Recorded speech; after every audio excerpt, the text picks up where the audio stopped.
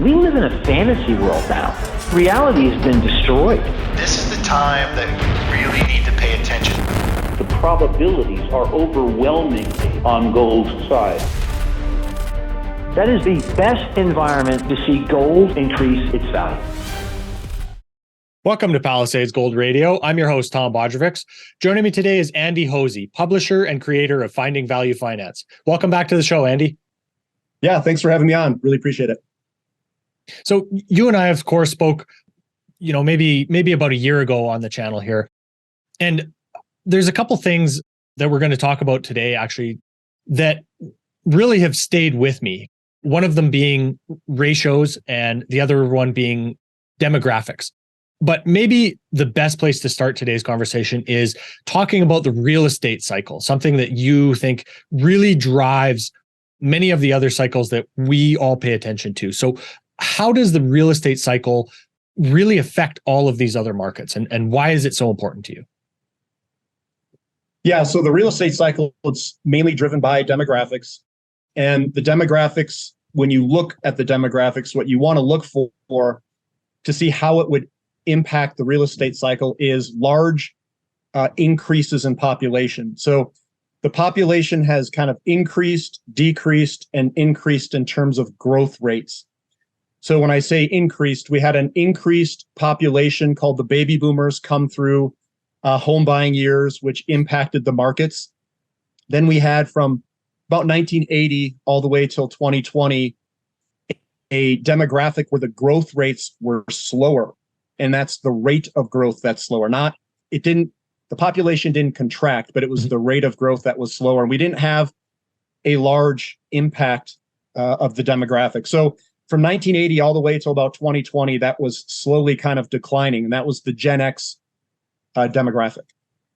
Recently, we've had a larger demographic known as the millennials or Generation Y come into home buying years. The home buying years, we'll say historically, is about age 30, but it is recently getting later and later stages in life. So it went to 33. I think last year it was 36 years old. So it is getting pushed out some for first-time home buying age. That's the average first-time home buying age. And the way that demographic interacts with the real estate market, and this is kind of a bold statement, determines asset prices. Mm-hmm. As weird as that sounds. So there's four stages to the cycle for the real estate cycle. I'll just start with the recession phase first. So you go into a recession, which is a hypersupply, goes into recession, you go into a recovery phase, and then you go into an expansionary phase. And I'll show you a little chart here of the 18-year property cycle so you guys can kind of see for yourself what that looks like. What this is the 18-year property cycle. And the 18-year property cycle, when I was talking about this is a hypersupply phase up here where we build too many homes and the inventories swell with too many homes.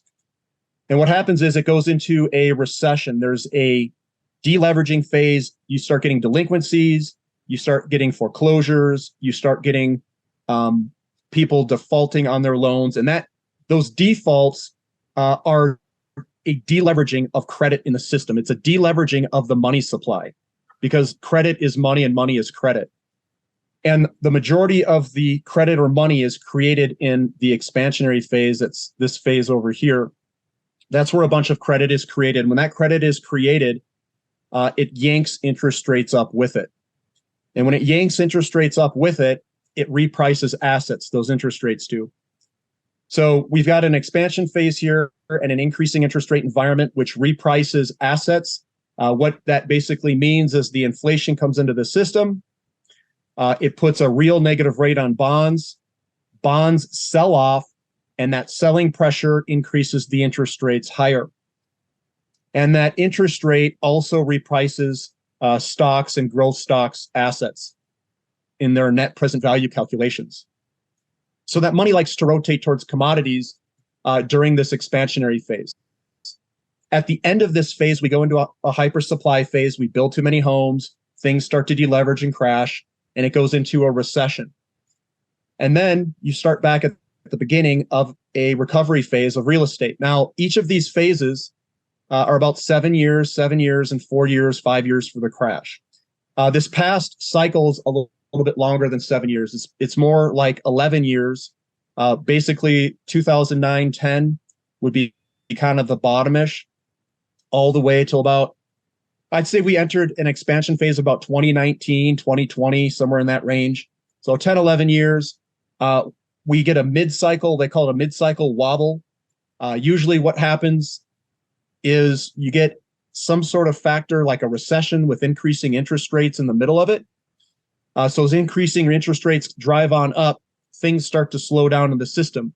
Very similar to what we're going through right at this time. Mm-hmm. So we've got that increasing interest rates going up. The real estate market also slows down because that impacts the affordability. And then we see the overall market start to roll over, like the S&P 500, the NASDAQ, and all of those interest rate liquidity dependent sectors, cryptocurrencies as well. So I think right now that we are somewhere in this stage here. The recovery phase, which is it's 10 or 11 years this cycle. This phase here is a technology boom. S&P 500 stocks do very well because you've got low interest rates, low inflation during this time frame. This side's going to be higher rates of inflation, increasing rates of inflation, and a large expansionary credit phase of new homes being built. And I know a lot of people, they kind of say that we're going to have some sort of 2008 crash. A lot of people are very worried about a crash. And the crash usually comes from the real estate market in a hyper supply phase. And you get delinquencies going up, foreclosures going up, and I'll show you guys kind of some data on that real quick. And I think people are misreading it. And it could be, it's hard to read it because we've had stimulus money kicked in. They did QE at the beginning of this cycle and really pushed it up in this mid-cycle phase, in my opinion. So there are, we'll say, indicators that could falsely give people the thought that we could crash. But in my opinion, and I know it may differ than a lot, I seem like a lone bull in the housing market. Mm-hmm. I think we're in the mid-cycle. I think that when interest rates pull back a little bit, I think that it's going to kick on the real estate market again. And the way that you would know if you're in the middle of the cycle, and the way that I've kind of think of it is, if you were to lower interest rates, would demand come back and buy all the homes? If the answer is yes, you're still in the expansionary phase. If you can pull interest rates back and it doesn't do anything because you've got too many homes out there that just exceed the demand, mm-hmm. then you're definitely in the hyper supply phase. So that's kind of how I differentiate between mid-cycle and the top. And if, sorry to interrupt you for a sec here, but do you think about how, let's say, rates for people's jobs, if wages aren't increasing along with inflation and, basically affordability of these homes, even if there isn't, let's say, a glut of homes, if wages aren't accelerating along with it, does that play into how you're looking at this as well? Yeah. So if there's a large supply demand imbalance, and if we were to go over the numbers, the imbalance in the markets that a lot of people are estimating is between 3 and 6 million home deficit. That's what we need to build in order to catch the market back up. So what happens in that type of scenario is when there's a large demand supply imbalance, you're going to have to price out a lot of people. Mm-hmm. So the affordability is going to become a lot less affordable. And so the affordability becomes a lot less affordable. You're going to price out the majority of people because you're short so many homes. But I don't think, if you look at this cycle coming up, they raised interest rates very quickly, which did impact the affordability dramatically very quickly. So the affordability is coming not necessarily from the home prices, mm-hmm. but from the interest rate. And what Powell needs to do if he wants to hold this thing down is he has to hold interest rates high for a long period of time. And if he does that to hold this demand down, so to speak, to hold the inflation down and demand down, you have to have that interest rate be held high for a long time. He runs into other problems. And I talked about this last interview with you, he gets kind of backed into the corner where your interest expense starts to get quite dramatic if you hold rates up for a very long period of time. And all new debt gets issued at those higher rates, and old debt gets rolled over into the higher rates. So their interest expense is going to go up dramatically. And the other population, the baby boomers, they're also coming in to their, we'll say their stage of life where they're starting to collect on government obligations, government pensions, Social Security, Medicare, Medicaid, all these different things. So the government could get into a situation where they're doing heavy deficit spending. They can't fund it from tax revenues. So either they hold this down to hold the inflation rate down, and they get kind of messed up with an inflationary deficit spending, we'll call it soup over here, or they lower the QE, or they lower the interest rate with QE or whatever to make that side more sustainable. Then they kick on the housing market, which is inflationary because you get credit expansion with new loans against new homes, which is credit expansion, which is inflation. So I think that they're in a difficult spot. So if they hold the interest rates high, I think you're completely right with the affordability, and it would definitely slow down the housing market. Completely agree. But they're stuck with that deficit and interest expense and the payments with the baby boomers coming into retirement age. So maybe this is actually, we can take a small tangent here and see. I wanted to ask you your thoughts on if you believe when the Fed comes out and says, we're going to keep raising rates, we're going to keep them high. I remember you talking a little bit about when the Fed wasn't even thinking about raising rates. And of course, we all know what happened since then, the most dramatic and fastest paced rate hiking cycle we've ever seen. So do you think this latest 25 basis point hike is the start of a pause and or a pivot by the Fed? And how much weight do you put behind what Powell comes out and actually tells the markets? Yeah, I think, maybe I'm in a minority here, but I think Powell just does whatever the market does. I think he just follows it. So he can talk big, and he's talked big before, and he's gone back on his word. I think he's going to do whatever the market's going to do to some extent. And if inflation really cools down, which I think is a possibility in the short term here, the way that the inflation is measured for consumer price index is they take the current number, let's say it's February number, and then they compare it to the February number of last year. And if you were to look at home prices, you look at some of these numbers, things really start to catch up in March and April they call it the base effect, where the base number of last year moves on higher, and we've kind of been moving sideways. So I think inflation will definitely slow down. We're in a disinflationary period for I would say the next few months coming up. March, April timeframe is probably where I would see inflation really slow down. I don't know how he's going to hold rates high because the market's gonna sell the interest rates down, I think, to some extent, and kind of force his hand, in my opinion. So I don't know. I mean, I guess he could release a bunch of bonds and flood the market where he keeps the interest rates high. He could do that, I guess. But I think the market's going to force him. I don't think he is in full control of it. And I would say interest rates is a lagging indicator. He just chases inflation. That's all they're doing. They just chase it. They don't stop inflation through interest rate hikes necessarily. They can slow it down, but they can't stop it immediately. It takes time to work its way through the system based off of how the consumer price index is calculated, which is a year-over-year basis. So if you're coming up and you ramp up that prices and your base is back here, you're going to get inflation until it kind of catches back up, if that makes sense. And then I think he has no reason to keep interest rates high if inflation's low. So when he lowers that interest rate, he's going to kick the housing market back on, and he's going to be the person that he doesn't want to be, which is Arthur Burns, because it's out of his control. I mean, when the inflation is there, you get a little dip because of the interest rate.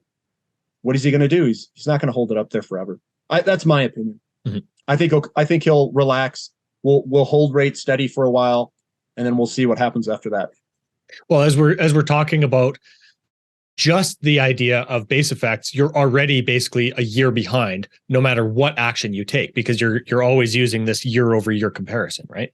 In that case, yes, yes, and it's very hard to actually contract things down. So I highly doubt they would go to the extent where they're just going to crash everything very quickly, because that basically goes against what their stated objectives are, which is unemployment and all that stuff.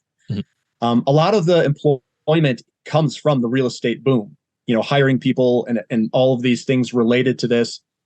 It's also related to the demographic coming up, because the demographic, when they're in their 30s and they're buying houses and whatnot, they're also having kids.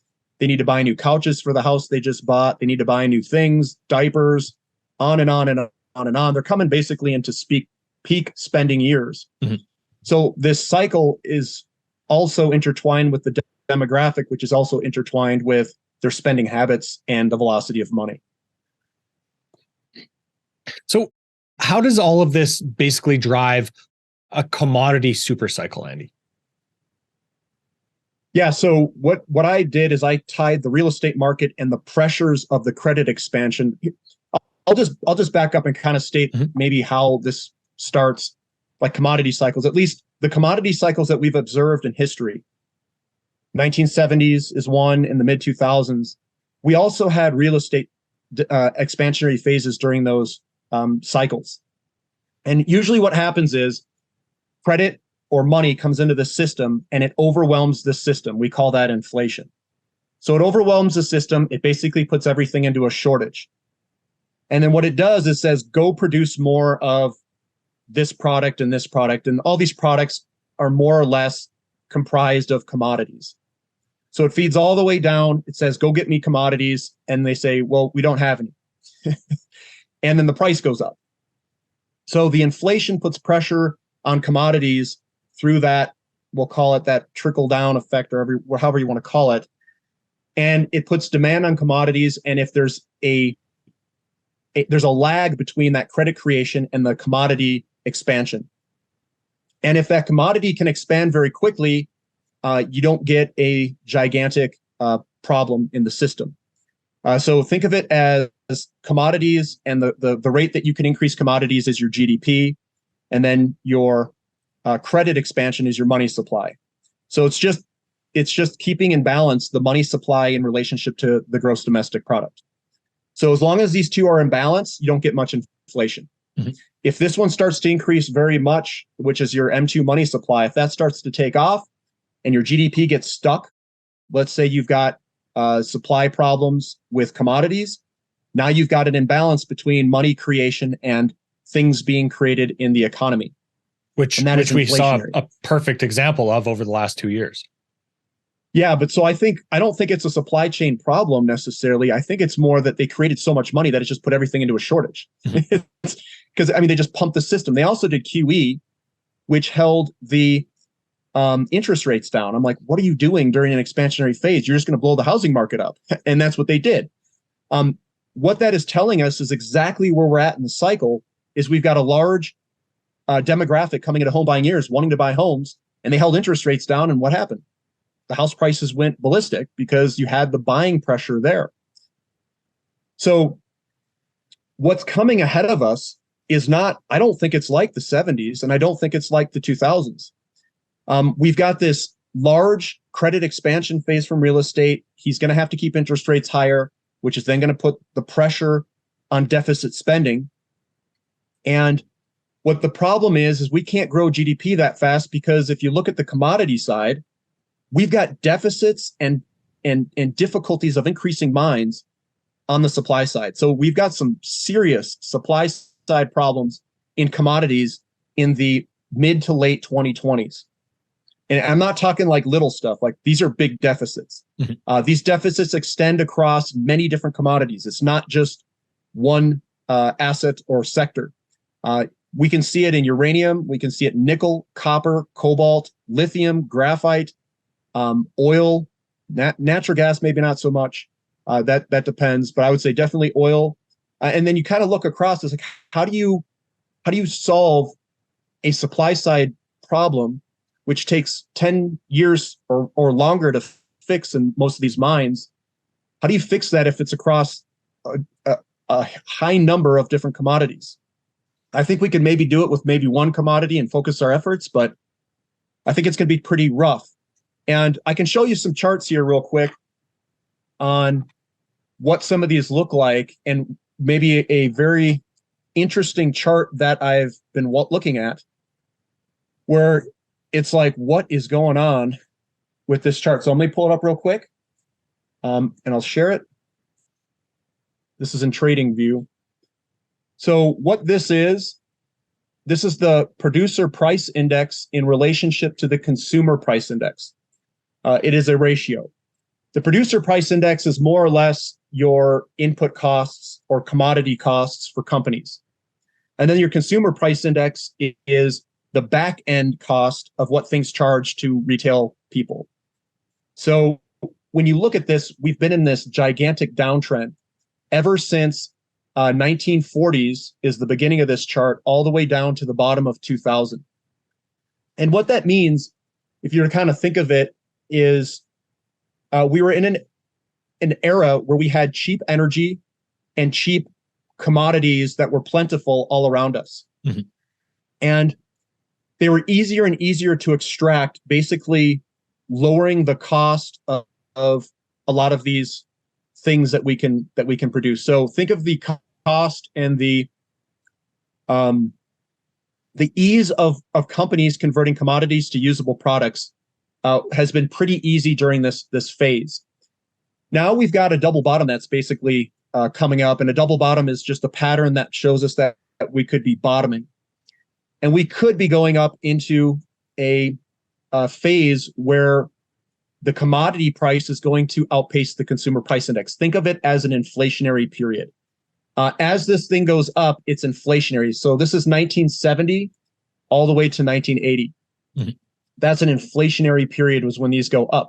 This was 2000 all the way until 2008. That is an inflationary period. And what I think is happening is we're in the middle of this credit expansion phase of real estate. We could be having problems with government spending in terms of deficits, which would also be inflationary. And we're seeing problems in some of these bond markets as well, like Japan and we'll say UK. But when I'm looking at this and this chart, I'm going, there's something different here. This is putting in a double bottom. What if this goes higher? And if that goes higher, you're going to see a world that looks very different than the world before. The world before and what we knew it looked like this, where we always had kind of a energy source or a commodity that we could expand into. This, and I can't tell you the exact origins, if the origin is from the supply side, because I think we're going to have supply side problems, or if the origin is from the printing side, because you could also have uncontrolled printing, which will outpace your, we'll call it your GDP, which would force this up as well.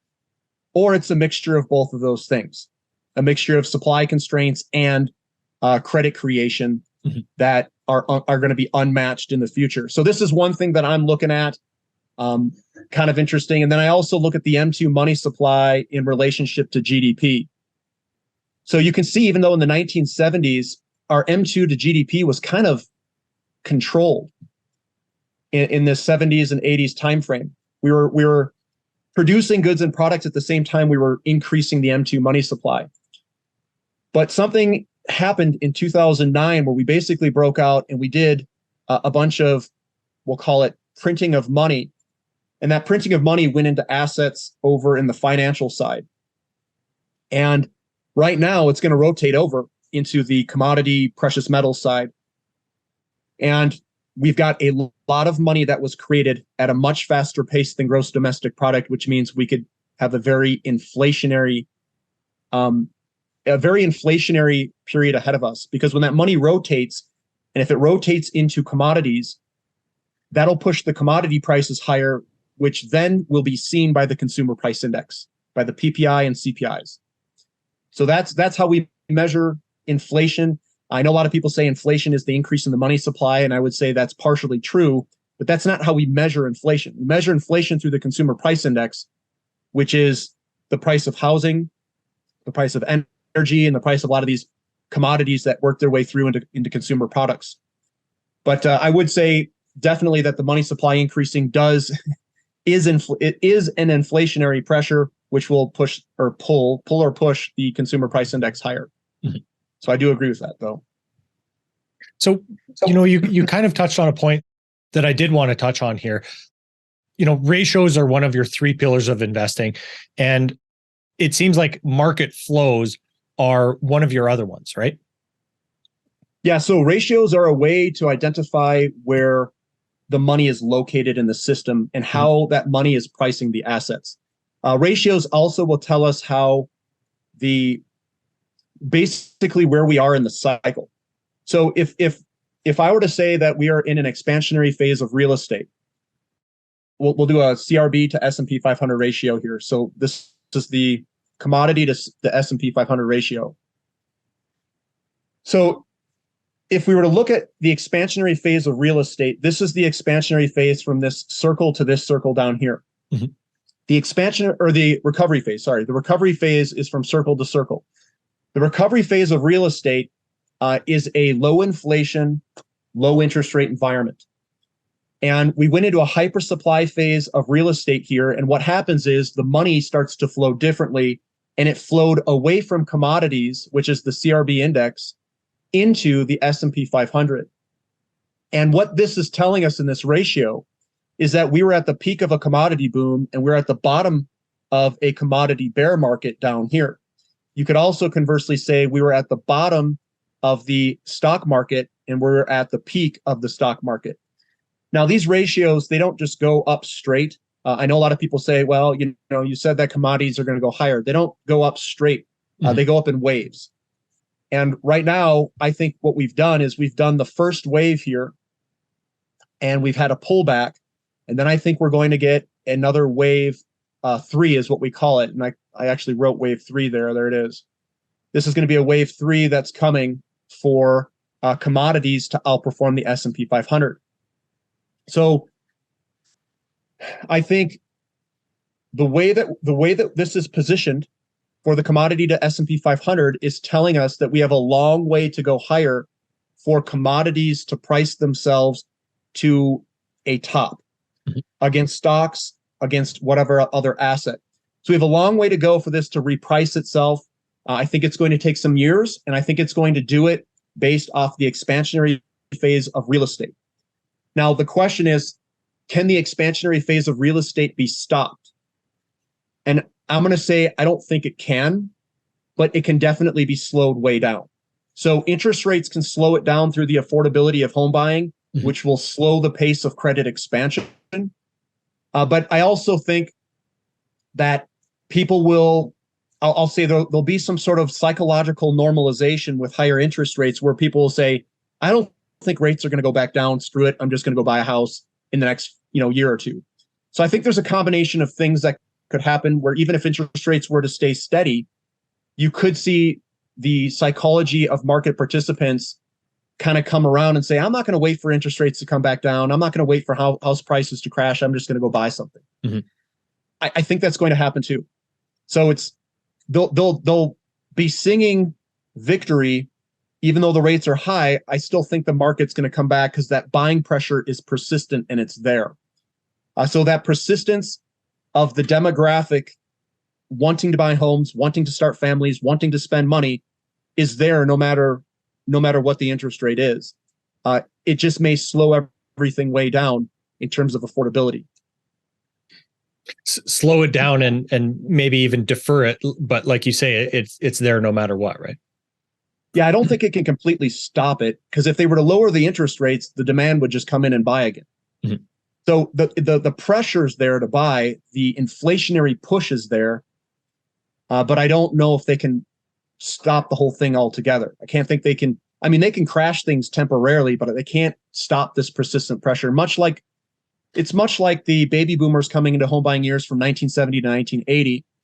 We also had large demographic pushes even from the 1940s all the way till 1980. That was a very large inflationary period the entire time. So I don't know if they can stop this, but I think they can definitely slow it down. Mhm. One of the other factors that has been pointed to that really could affect, let's say, energy prices and just demand for a lot of commodities is China reopening. So how do you think that is going to affect the rest of the world's supply of energy and commodities at this point? Yeah, so they're a large consumer of we'll say commodities. They make a lot of the products that people consume around the world. So they're a big driver of commodities just in general, energy and all of the base metals and stuff like that. So I think they basically went through, I'll say, kind of a real estate hyper supply phase kind of crash going on. I think they're trying to bottom out. They have rates that are very, very low right now in China, and they're trying to re-stimulate their economy. So they've done stimulus. They've put stimulus money out there. They have got really low rates. They're basically entering a recovery phase of their real estate cycle over in China. So I think with them using so little energy, we'll say per capita, and them being in their, I'll call it the S curve of consumption of oil and energy, same with India, I think commodities are going to get consumed at copious rates over there because of where they're located and how much little energy they use to begin with. So I think their energy consumption per capita is going to go up for both of those countries, which are the two largest countries in the world. And it's going to put heavy pressure on commodities to go higher. So I also think that we're not finding as much commodities as well to, we'll say, develop new mines, develop new oil fields, develop new natural gas fields. And I think at some point we're going to deplete our cheap energy and we're going to go towards more and more expensive energy. And that could have we'll call it a higher level of inflation in the system because of the constraints and the price of a lot of these different commodities. I also think going to a renewable world, electric vehicles, they are all incredibly commodity intensive, mineral intensive. An electric vehicle, I think, is 16 times more mineral intensive than an internal combustion engine vehicle.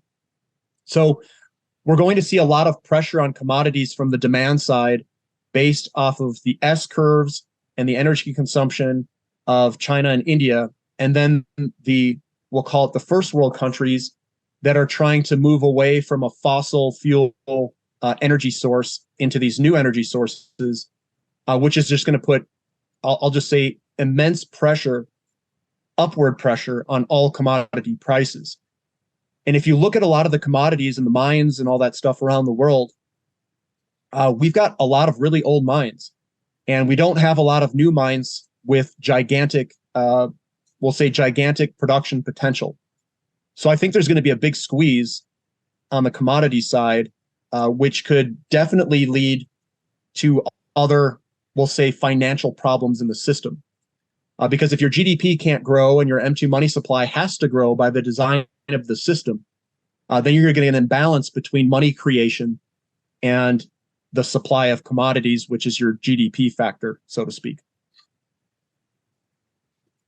So, Andy, as we saw these rounds of QE, which you pointed out before, a good amount of that money all went into the financial services and basically the broad equity markets. So this underinvestment in the actual production of commodities and energy is basically what you're describing here, right? Yeah. So what that is the whole system is primed with money, and it's all hiding over in financial assets right now. It's all over in crypto. It's in S&P 500 and growth technology stocks. It's also in bonds. So what's happening we'll look backwards to look forwards. The mid 2000s, that commodity bull market occurred in a gigantic downtrend for a population growth that was kind of coming back down in a declining interest rate environment. In a declining interest rate environment, it was a mini commodity boom that happened because the bond market didn't really, I'll say, sell its bonds and transfer into another asset. The money kind of stayed there because it was generally in a declining trend. And we can look at that here real quick. I'll show you what that looks like. This is the 10-year yield over a very long period of time. This is a rising interest rate environment. That was the it started in the 1940s, 40s, 50s, 60s, and 70s, and ending in 1980. Then we went into a very large declining interest rate environment from 1981 all the way till this breakout in 2022. And what this is this mini boom that happened was this guy here. That's a mini boom. So even though everyone thinks, because a lot of us experienced that commodity market boom there in the circle, that's a mini boom because the interest rates were still falling. The money never really rotated in mass out of bonds. So that money was still in bonds. We were still in a declining interest rate environment, and we didn't get the full kind of 1970s pressure like we did in commodities and precious metals. But now we've got a new shift to an increasing interest rate environment. We've broken that trend. And right now, I know it's coming back, and I do think it could come back for some period of time. Mm-hmm. And what that's going to do is they're going to get stuck in that situation, the Federal Reserve, I think, because when the interest rate comes back, this is the 10-year yield. As the yields drop, we'll come to some level down here, or maybe we do a full retest out of that breakout. People are going to say, all right, those mortgage rates and yields came down. I'm going to go buy some homes. And then that inflationary pressure comes back. Mm-hmm. That inflationary pressure coming back is going to increase interest rates again, and we'll get another wave of inflation. So that's, and the reason this is going to be so much more profound is we're coming towards a cycle where I think people are losing trust in bonds. We're seeing the Japanese are having like this bond crisis. UK gilts had a bond crisis, and it's kind of moving around the world.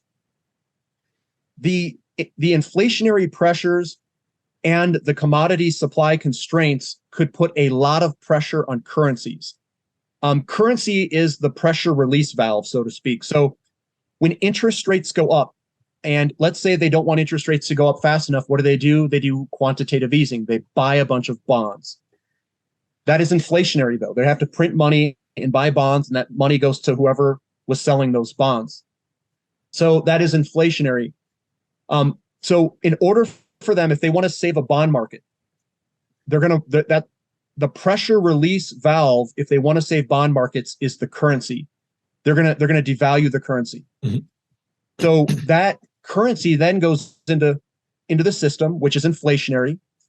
And then that currency is going to say, hey, I want commodities. I want to buy things. Where are you? And if you've got commodity constraints, it says, look, we are growing this currency at a faster pace than GDP, and you're going to get inflation. And what that's going to do is if people get scared enough, because now you're playing with emotions. If people say, I can't get a return in bonds, I'm leaving bonds, and everyone says that all at once, then you've got a problem. Mm-hmm. And that's what's happening in some of these countries. That could happen here as well in America. If that starts to happen, then your precious metals are going to look oh so precious, especially the things that are physical in your hand, because everybody's going to want it at that point, because now they're going to figure out, how can I preserve my purchasing power over a long period of time? And then they're going to realize that real physical assets will also be ultra valuable, because I'll kind of just make this statement here. Assets are priced dependent on the market conditions. And I'll just give one example. I've given this example before. If you're in a world where water's plentiful, it's free. That's where it's free in all these cities. You can just go to a drinking fountain and get a drink. If you're in the middle of a desert and you have no water and you are literally, starving of thirst, so to speak, water is invaluable to you. The same thing happens with markets. Markets price assets based off of the conditions that the market is trading under. A high interest rate environment that's increasing, if people are worried that bonds are not going to be a good investment for a long period of time, if you're in a cheap energy world looking backwards and you're looking forwards and energy is going to be a lot more expensive, and let's say the psychology of people and the knowledge of the majority of people say, you know what, I think we've got energy problems, I'm going to shift my preference of how I invest to something else, then what you're going to see is you're going to see people value things and price things differently. And if commodities are constrained, and I'll just say this: base metals and all these different commodities are just a function or a derivative of energy. Energy yanks them out of the ground, it processes it, et cetera, et cetera, et cetera. So let's just say the energy intensity of metals is very high. People are then going to reprice metals to an ungodly amount, and things that have embedded energy in it. Let's say physical homes, physical cars, all these different things that take a lot of energy to produce. They're all going to get repriced differently in a future world versus maybe the world that we came from. The one thing that would change that is the cost of energy and the plentifulness of energy. So if we find a solution where we can implement something that is very cheap to produce energy, that I think is something that could change this entire dynamic that I'm talking about. So, Andy, something that we've kind of touched on a couple times here is looking at different ratio levels when comparing two assets for, let's say, historical valuation or context. So is there anything that you have changed your mind about since we last spoke about analyzing any of these ratios?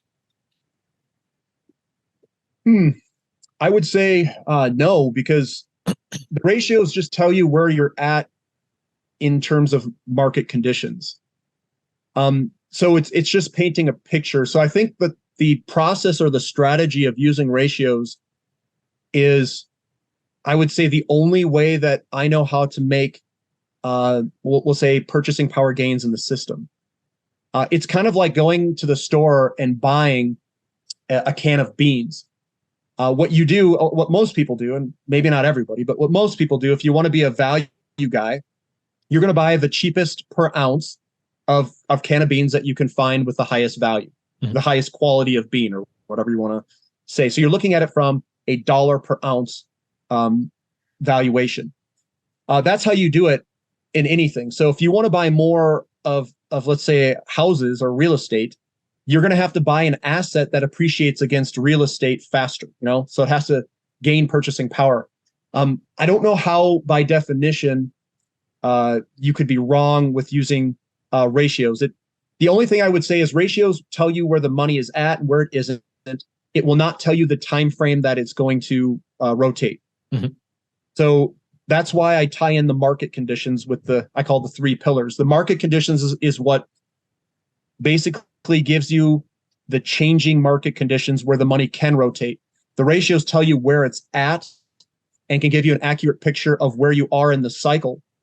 And then technical analysis is the last one that I use, which basically says, from an unbiased opinion using just raw chart data, saying, look, the human herd mentality, the psychology of humans is changing. It's putting in these patterns, bottoming patterns, to rotate the funds differently.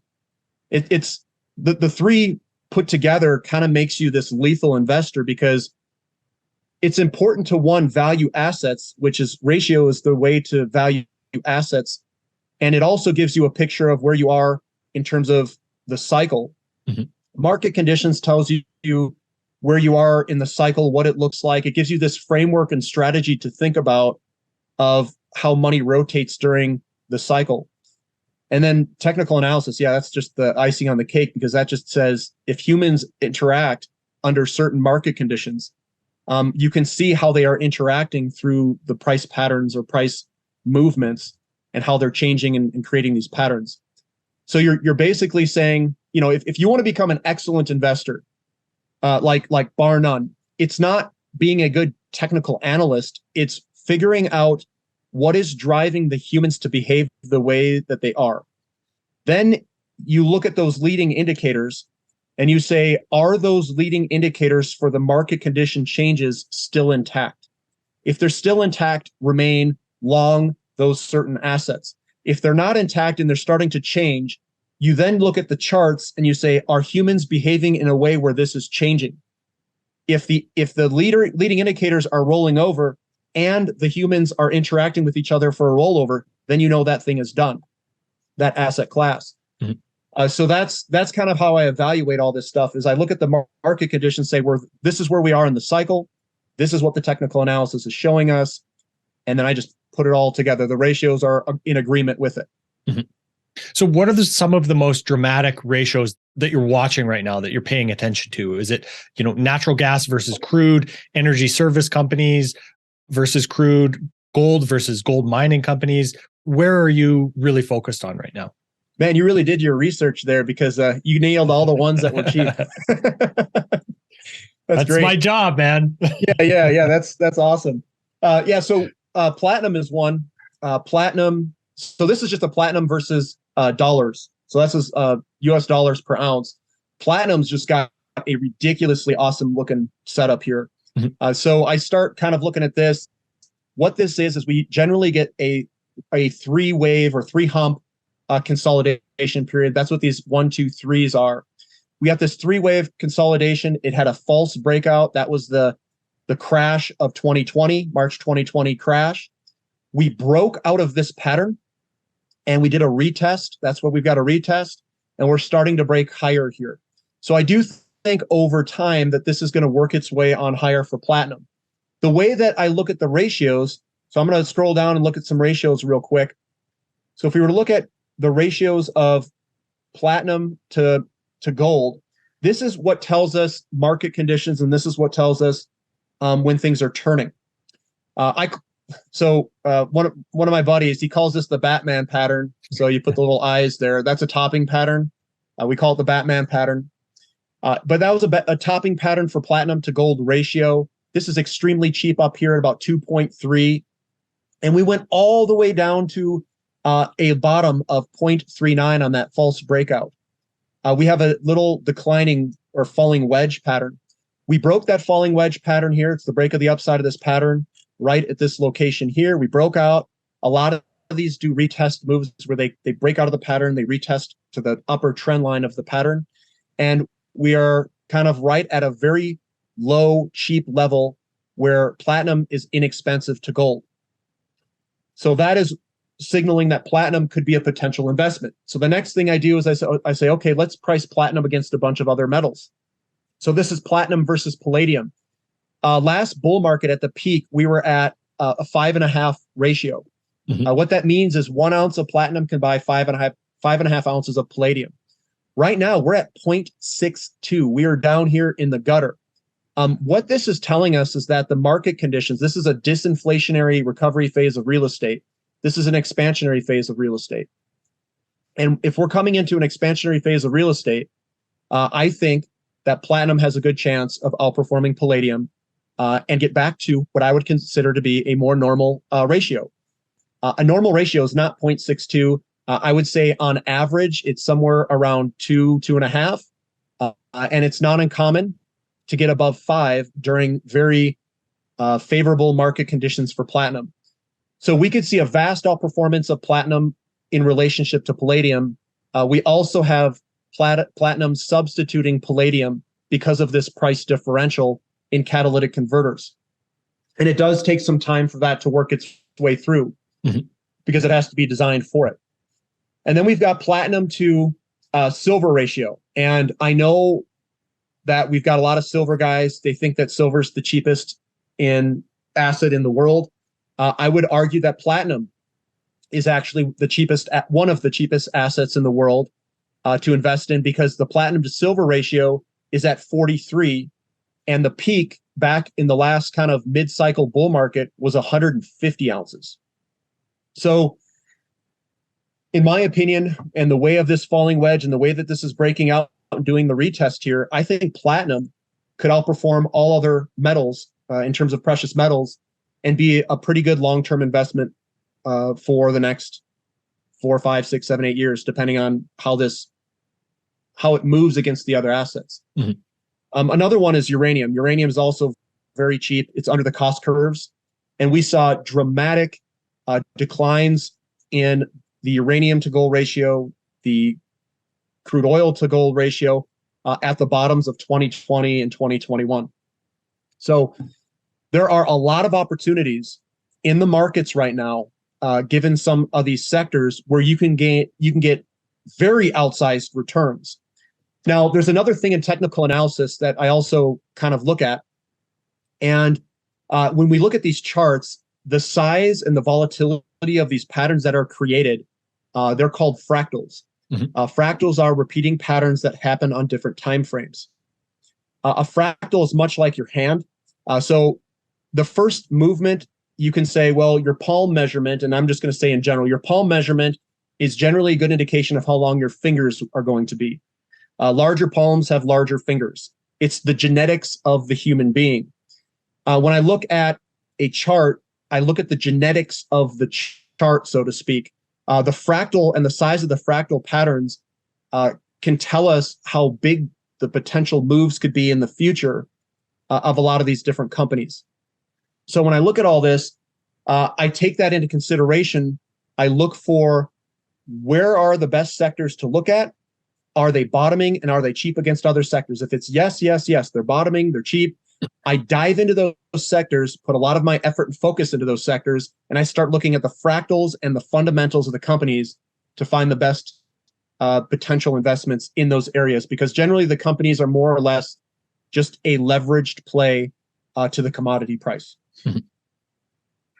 So as you said, there's those really the three keys that you want to look for. Do the energy services companies really check all those boxes for you right now as well? Yeah. So if the way that I look at it, there's a couple of sectors, uranium right now and energy service look very, very promising. I'll just say that. The one thing I like about energy service and the one thing I like about which used to be exploration production right before it, they've got infrastructure in place already. So they've got the cash flow generating capacity already in place. Now we're just waiting for the market conditions to basically turn around and have the money flow out. And I think it's happening. We can see bottoming patterns in energy service against a lot of different sectors. It's starting to outperform. It's putting a bottoming in with large falling wedge patterns. They're breaking to the upside. And I'm doing a lot of deep diving into energy service companies and helping people out on identifying what companies I really like based off of the fractals and the fundamentals and the potential earnings per share growth. If you're wanting to make, I'll say, lots of money in the most predictable way, you want to be looking for companies that have infrastructure in place, that has the cash flow generating potential in place already, because it really reduces your risk. If it's already in place, now you're just waiting for the commodity or the sector to turn around. And if you can accurately identify when that sector's turning around, then it's just a matter of time. What makes it a little bit more different, a lot of, we'll say, kind of newer retail investors, what they like to do is they like to pile on the risk. And they pile on so much risk that I think that the probability of success really declines. So they'll pile into these like small junior gold and silver companies, and I don't have anything against them. I just think that the probability of success and the ability for those companies to actually generate cash flow in any, we'll say, meaningful way in a reduced time frame is very difficult for them. So basically, you're kind of buying, I'll say, a lottery ticket to some extent, some I'll say somewhat gambling to some extent on some of the companies, especially if you're not really looking at them and doing your due diligence. I just haven't seen the success rates, at least in my portfolio, on a lot of these very junior exploration plays. And I just don't have the competitive advantage that maybe someone who has a geologist on their team or something might have. So I've really focused on companies that have cash flow generating infrastructure and capacity in place where we can just get that market condition to turn around and these things just rocket like no other. Some of them can go 5, 10x, or even up to 50 plus X, we'll say, potential, depending on how brave you are to buy a bottom. So, Andy, could you show us maybe a ratio chart of how you're looking at these energy service companies, let's say compared to the price of crude oil or something like that? Yeah, so the one thing I would do and look at would be kind of like an ETF versus an ETF. So OIH versus XOP. So this would be the energy service companies versus, so this is OIH is the energy service companies, XOP is your exploration production companies. And what I'm seeing here is we're seeing a basically a falling wedge that came right into the tip there, and it's broken out to the upside. Now, with this ratio, what I'll do is I'll say, okay, energy service is cheap to XOP. I'm going to dive into the energy service companies and see what their charts are looking at. Maybe we can look at one together. But this is something I would look at is OIH to XOP, or I would look at OIH versus REMX. REMX is the rare earth metal ETF, and OIH is, again, the energy service. And we can see a broken down trend line. You can also put these on logarithmic or not, but it's a broken down trend line, and we're starting to move higher against rare earth metal ETF. So that is cheap. It's on the cheap side. We can also look at, say, the energy service companies versus a copper ETF like COPX. And you can see that, again, we have, hopefully it loads in there. Maybe I didn't put it in there. We've got a broken down trend line that's broken, and it's based out, and we're starting to move higher again. And this is going to take time. It's going to trend higher highs, higher lows. Nothing goes straight up. It's not just going to do this. You're going to see things kind of move up and down in a trending fashion like that. So right now we're seeing OIH, which is basically cheap against most everything. Now we can take two. I know GDX is pretty cheap as well. So this is OIH versus GDX. And we had a very cheap OIH even against GDX down here in 2020. And I would say over this time frame would be a good spot to be looking at some of the energy service companies.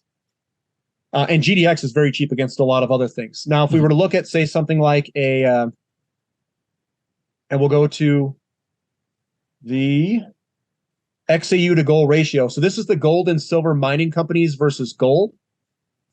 This is another way that you could evaluate a sector. You could take the ETF or the individual company and compare it against its commodity. That's like standard practice for most technicians and what people do. This is the gold and silver mining companies versus gold itself.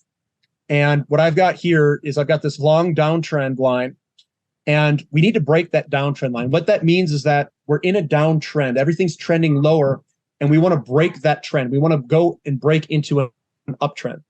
So what I call this line is you need to break this line for happiness, for gold and silver mining owners to be happy, because we're going to see a bullish case, not just for gold, but also for gold and silver mining companies when this starts to break and move higher.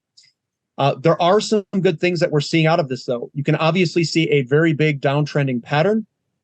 And this has started in the year 1996 was the peak. And it's been in a downtrend the entire time. And we never broke out during that mid-2000s commodity bull market. But we can see promising things as we kind of zoom in here. We can see a low. The low is coming up higher. And if we're making higher lows, we'll eventually make our way into this trend line and hopefully break through it. So that is something that I'm watching quite closely, because when this breaks out, we're going to have we're going to have some fun times in the gold and silver mining companies if this were to break out. We also we can take like an XOP divided by crude oil. So this is the exploration production companies versus crude oil. We can see that there's a downtrend. See if I can kind of move it over. You can see the downtrend line coming through here. And we broke that downtrend line September 2021, where we're going to see an outperformance of the exploration production companies in relationship to crude oil. And this kind of you can stack these up too. If XOP is going to outperform crude oil and energy service is going to outperform XOP, that means that energy service is going to be very highly leveraged to crude oil. And we can look at that together. That's OIH versus crude oil. And this is just more or less one gigantic leveraged play to crude oil. Not a clean downtrend line here, but you can kind of see a topping pattern, head and shoulders. It broke all the way back down. Yeah, we use all these kind of things. That's a head and shoulders. It broke down, and then now it's starting to base out and start to move higher. So this is very positive for OIH, and it just started happening in June of 2022. So there's a lot of opportunities out there. And, I'll give you, here's one. I won't talk about individual companies, but just kind of overall sectors. But yeah, energy service is one of the top. I think uranium also is a sector. Do you want me to look at some of the uranium ticker symbols too, or? Sure, that'd be great if we could go over a couple of those. Yep. Again, I think all of this just speaks to something we've talked about many times on this channel, is the underinvestment in a lot of these sectors, and this rebalance once it starts to come back into the fore. The idea that these very important sectors aren't going away, and the underinvestment is going to rear its ugly head, unfortunately, I think. Yeah, and uranium is a beast. Now, remember I talked about a plentiful energy environment looking backwards, cheaper costs of energy, and then going forward, we could have more expensive energy from oil, natural gas, coal, and some of these other ones as things deplete. But uranium and nuclear, I should say nuclear in general, nuclear could be something that could really be we'll call it a savior to humans. And I think this is one of the solutions that we have to adopt. It's not really a want, it's a have to. It's not dependent on weather. I also talked a lot about the mineral intensity of renewables and electric vehicles and all these other things. Uranium is one of the least mineral intensive solutions. So if you were to kind of piece this all together and say, well, what would be a potential solution for our energy problems in the future? I think nuclear is one of the largest, we'll say, one of the best answers to that solution, because it has low mineral intensity, it has high energy returns on investment and minerals, and we can pump this stuff up. I think we can produce it quite quickly and pump it through the system if we have maybe, say, like a standard small modular reactor or something like that. So I think there are some really good things that are occurring in the nuclear side, which could just be phenomenal for humans in general.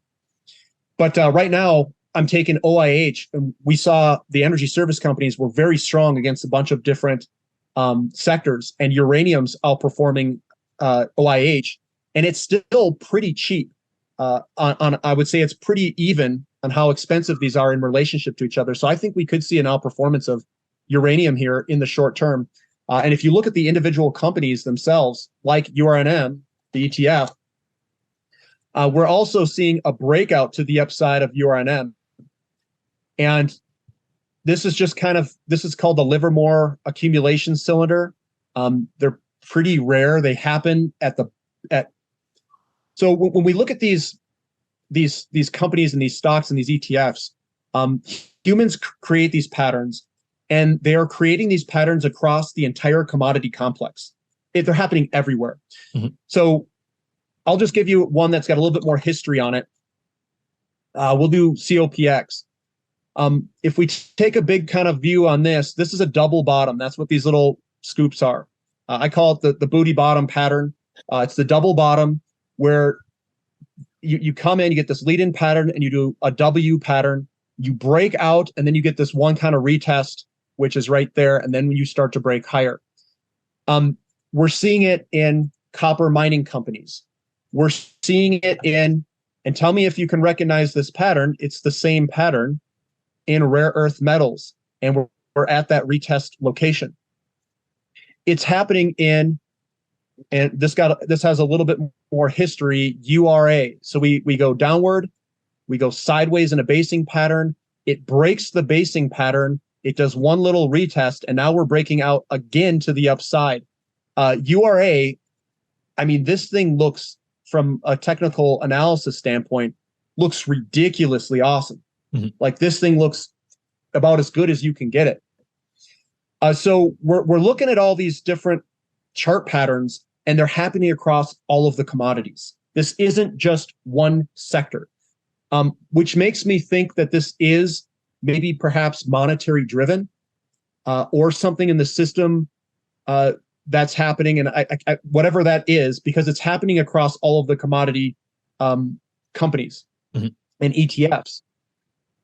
So yeah, uranium, if you were to look at some of these other ETFs, this is uranium versus XOP ETF. and I use URNM. This is kind of the mining. You can see that that's also kind of broken a short-term little trend line here to the upside.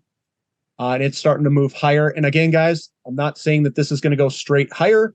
That's not what I'm saying. It's going to grind its way up.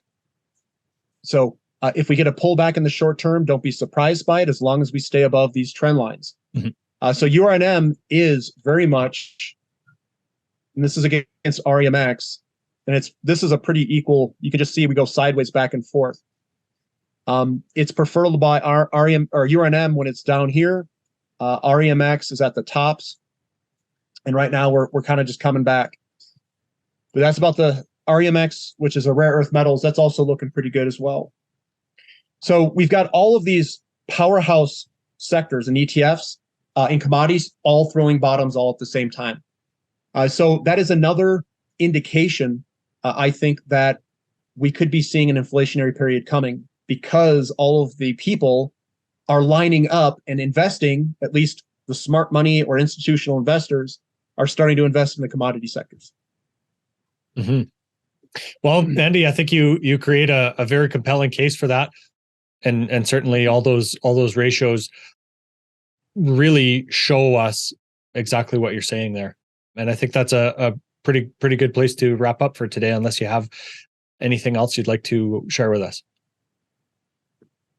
Yeah, I would just say if you're an investor and you're trying to find returns, just make sure that you're chasing potential cash flows. If you're chasing dreams, if you're chasing stories, I think it's much harder to make money than it is if you're chasing cash flow and the infrastructure is already in place, because then it's just a matter of money rotating. Mm-hmm. So that's just for new investors, because I know a lot of investors, when they ask me to chart something, they'll say, can I chart this like small, obscure company that has no way of making money? I just think it's very difficult to make money going after those types of investments. At least me personally, that's been my case. Mm-hmm. Excellent, Andy. Of course, you're available on Twitter at finding_finance, and you have created a website, finding-value.com. Anywhere else you'd like to point to, your YouTube channel as well? Yeah, you can type in Finding Value Finance on my YouTube channel if you want to watch any of these clips. I try to release at least one daily. Sometimes I do daily technical analysis updates. And that's, if you want to follow me there, you can go there and follow me there. Excellent. Andy, thanks so much for your time and sharing all your knowledge and analysis with us today. Really appreciate it. Yeah, no problem. Thanks for having me on. This podcast is for general informational purposes only. Nothing on this podcast should be taken as investment advice. Guests on this show are not compensated for their appearance. Listeners are urged to educate themselves and make their own decisions. Do not base any investment decisions on the information contained. To view our full disclaimer, please visit our website.